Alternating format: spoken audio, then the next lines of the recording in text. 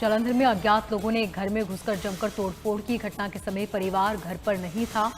पीड़ितों के मुताबिक घर आने पर दरवाजा खुला मिला। टीवी, अलमारी समेत अन्य सामान इधर उधर बिखरा हुआ था।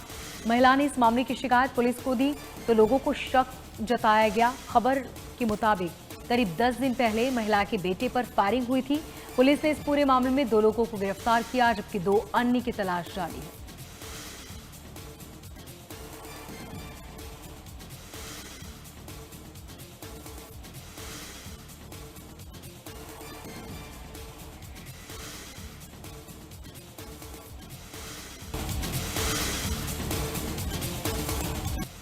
जालंधर के नूरपुर गांव की एक फैक्ट्री में मशीन में दुपट्टा फंसने से महिला कर्मचारी की मौत हो गई। मृतक महिला की पहचान अर्चना कुमारी के रूप में हुई। इस घटना के बाद मृतक महिला के पति ने फैक्ट्री प्रबंधन पर लापरवाही का आरोप लगाया। महिला के पति का आरोप है कि फैक्ट्री के कर्मचारियों से बिना सेफ्टी के ही काम करा रहे थे। महिला के पति का यह भी आरोप है कि इस घटना के बाद उस पर समझौता करने का दबाव बनाया जा रहा है।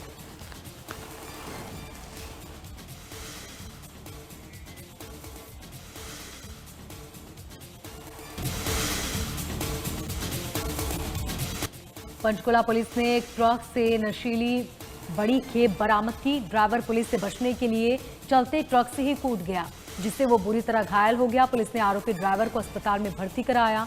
पुलिस का कहना है कि नशा तस्करी के खिलाफ उसका ये अभियान आगे भी जारी रहेगा। फिलहाल पुलिस पता लगाने में जुटी हुई है कि नशा तस्करी के तार किन किन राज्यों से जुड़े हुए हैं।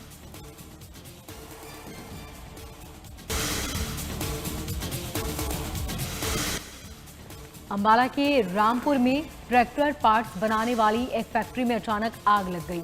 आग से फैक्ट्री में रखा सारा सामान जलकर राख हो गया। आग इतनी तेज थी कि दमकल कर्मचारियों को काबू करने में कई घंटों की मशक्कत लगी। इस फैक्ट्री में आग शॉर्ट सर्किट से लगी या फिर किसी और वजह से यह अब तक साफ नहीं हो पाया।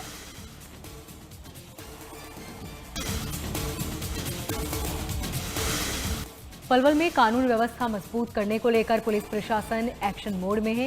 एसपी नीतीश अग्रवाल ने औचक निरीक्षण कर लंबित मामलों के जल्द निपटारे के निर्देश दिए। उन्होंने अधिकारियों से सख्ती और पीड़ितों की शिकायतों को तुरंत समाधान पर जोर देने की बात कही।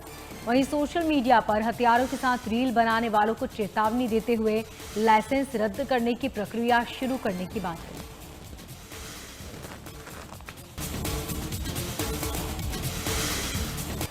पंचकुला मेयर श्यामलाल बंसल औचक निरीक्षण के लिए नगर निगम कार्यालय पहुंचे।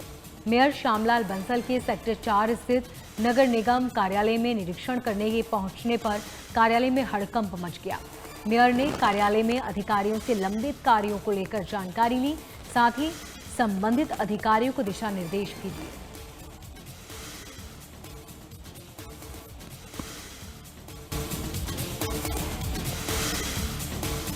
सोनीपत में किसान और प्रशासन high tension power grid line को लेकर आमने सामने आ गया। नरेला से सीकरी के लिए गांव में एचटी लाइन के पोल लगाए जाने का किसानों ने विरोध किया। मामला बढ़ता देख पुलिस ने कुछ किसानों को हिरासत में भी लिया। किसानों का कहना है कि जमीन का रेट बहुत ज्यादा है, लेकिन मुआवजा बेहद कम मिल रहा है। वहीं प्रशासन ने जल्द से जल्द मुआवजा देने की बात कही।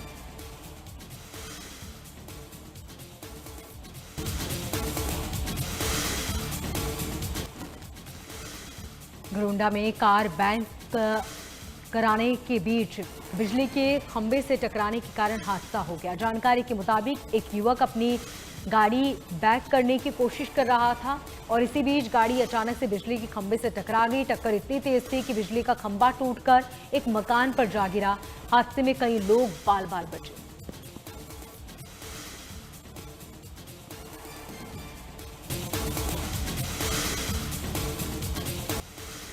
यमुनानगर बस स्टैंड पर ओपन शेल्टर होम की बच्चियों ने रक्षाबंधन पर हरियाणा रोडवेज के चालकों और परिचालकों को हाथ में राखी बांधी।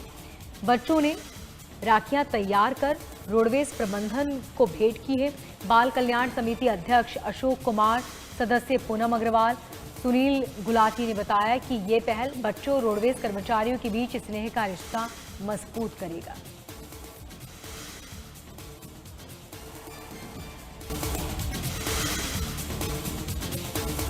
दिल्ली की मुख्यमंत्री रेखा गुप्ता ने बच्चों के साथ रक्षाबंधन का पर्व मनाया। रक्षाबंधन पर छोटी बच्चियों ने सीएम रेखा गुप्ता को राखी बांधी। दिल्ली की सीएम रेखा गुप्ता ने कहा कि बच्चों की प्रतिभा को निखारने और उनके भविष्य को संवारने के लिए सरकार हर कोशिश कर रही है। राखी के पावन अवसर पर इन बच्चों की मौजूदगी ने इस पल को और भी खास बना दिया।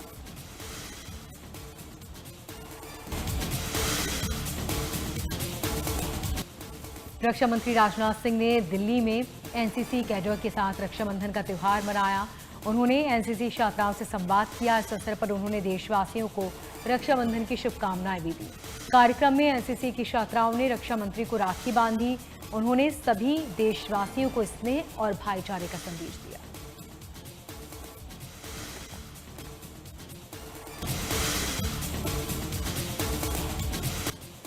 पूर्व राष्ट्रपति रामनाथ कोविंद ने दिल्ली में अपने आवास पर रक्षाबंधन का त्यौहार मनाया।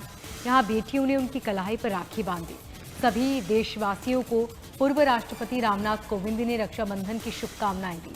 उन्होंने कहा कि केवल भारत ही ऐसा देश जहां पर रक्षाबंधन का त्यौहार भाई बहन के प्रेम का प्रतीक है।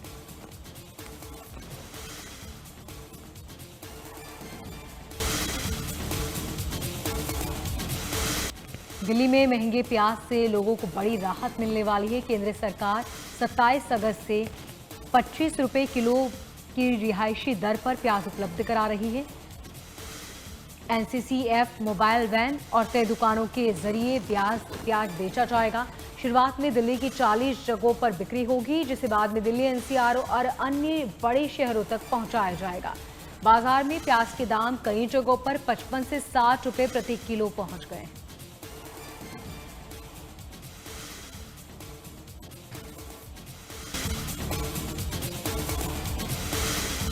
देश भर में रक्षाबंधन का त्यौहार बड़े ही धूमधाम से मनाया जा रहा है। सरहद पर बहनों ने जवानों को राखी बांधी। जम्मू कश्मीर की भद्रवाह में रक्षाबंधन पर एक कार्यक्रम आयोजित किया गया, जहां पर स्कूली बच्चों ने सीआरपीएफ के जवानों को राखी बांधी। जवानों ने यहां पर अपनी छोटी बहनों को शगुन दिया। स्कूली बच्चों ने राखी बंधवाने के बीच सीआरपीएफ के जवान भाव विभोर नजर आए।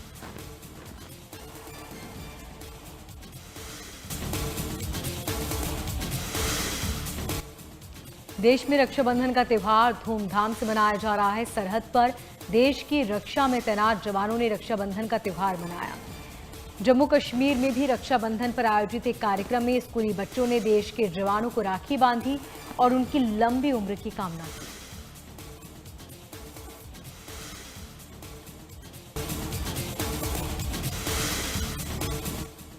कानपुर में एक ट्रेनी विमान क्रैश हो गया। इस दर्दनाक हादसे में पायलट और ट्रेनी की मौके पर ही मौत हो गई।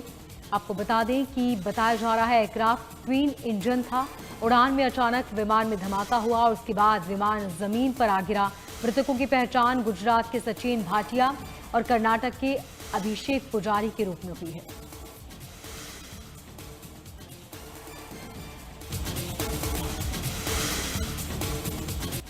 नेपाल में आए भीषण तबाही के बाद बिहार के गंडक नदी में पानी बढ़ने लगा है। रात 12 बजे तक नेपाल की तरफ से करीब 1.5 लाख क्यूसेक पानी छोड़ा गया। साथ ही 36 गेट खोल दिए गए। इसके बाद गंडक नदी का भी जलस्तर बढ़ गया है। केंद्रीय जल आयोग के मुताबिक इस बाढ़ के बाद गंडक में 3 मीटर ऊंची लहरें उठ सकती हैं। सरकार की तरफ से बिहार के 8 जिलों में अलर्ट जारी किया गया।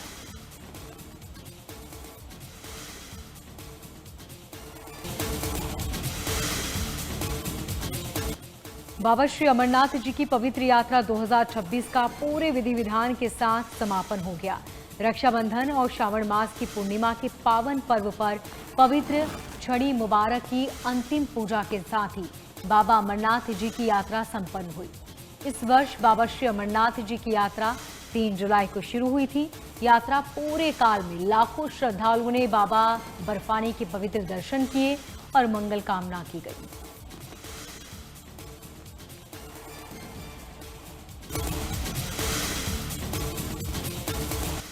अमेरिकी राष्ट्रपति ट्रंप ने लेक अमेरिका करने के आदेश पर साइन किया है। आपको बता दें, इसके मुताबिक 30 दिनों में ये प्रक्रिया पूरी होगी और इसके बाद अमेरिका के सरकारी नक्शे और रिकॉर्ड में इस नए नाम का इस्तेमाल किया जाएगा। राष्ट्रपति ट्रंप ने इस फैसले की तुलना मैक्सिको की खाड़ी का नाम बदलकर अमेरिका की खाड़ी करने से की है। कनाडा के प्रधानमंत्री मार्क कार्नी ने लेक ओंटारियो का नाम बदलने पर प्रतिक्रिया दी। उन्होंने कहा कि हम जानते हैं कि अमेरिका का नाम बदल रहा है, लेकिन कनाडाई भी जानते हैं कि हकीकत में इसका नाम क्या है। लेकिन कनाडा इस झील को लेक ओंटारियो ही बुलाएगा।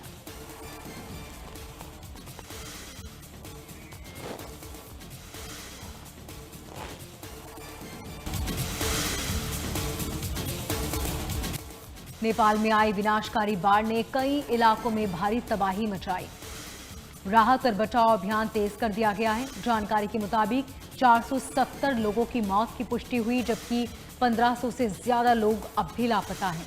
कई लोगों को बचा लिया गया है।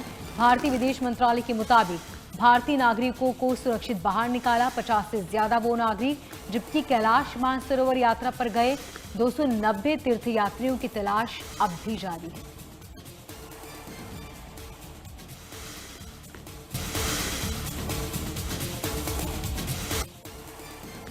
नेपाल में विनाशकारी बाढ़ के बाद ग्लेशियर झीलों से जुड़े खतरे ने चिंता बढ़ा दी है।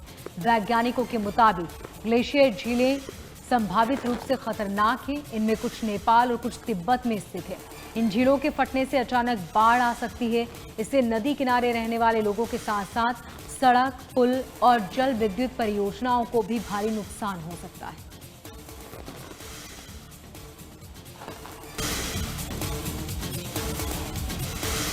अमेरिका का युद्धपोत यूएसएस अब्राहम लिंकन लंबे समय तक पश्चिम एशिया में तैनात रहने के बाद अब अमेरिका आ रहा है।